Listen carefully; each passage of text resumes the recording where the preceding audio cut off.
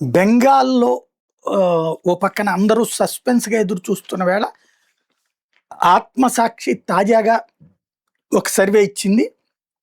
దీని ప్రకారం అయితే బీజేపీ పుంజుకుందన్నది అబద్ధం. ఒరిజినల్‌గా వీళ్ళే గెలుస్తారు. అయితే బీజేపీ కొంత పుంజుకుంది అన్నటువంటిది ఈడ సర్వే చెప్తోంది. తృణమూల్ కాంగ్రెస్‌కి ఇవాల్టికి వాళ్ళ లెక్క చూస్తే 170-195 వస్తాయని. అదే సందర్భంలో భారతీయ జనతా పార్టీకి వచ్చేటప్పటికి 107 నుంచి 130 స్థానాలు వస్తాయని అంచనా వేస్తోంది. మ్యాజిక్ ఫిగర్ వచ్చేటప్పటికి 148, 294 సీట్లు ఉన్నాయి కాబట్టి.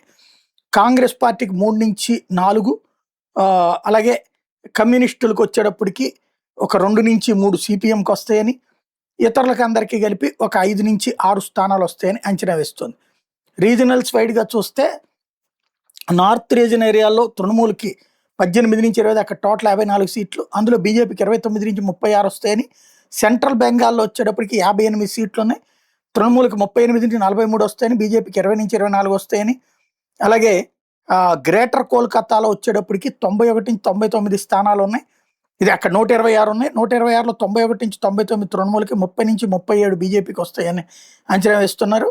అట్లాగే జంజల్, మనాల్ అండ్ మిడ్నాపూర్ ఈ రెండిట్లో వచ్చేటప్పటికి 56 స్థానాలు ఉంటే 23-28 తృణమూలు, 28-33 బీజేపీకి వస్తాయని. టోటల్గా 170-195 దాకా తృణమూలకి, 107-130 స్థానాల దాకా భారతీయ జనతా పార్టీకి వస్తాయి అన్నటువంటిది వీళ్ళ అంచనాగా ఉంది.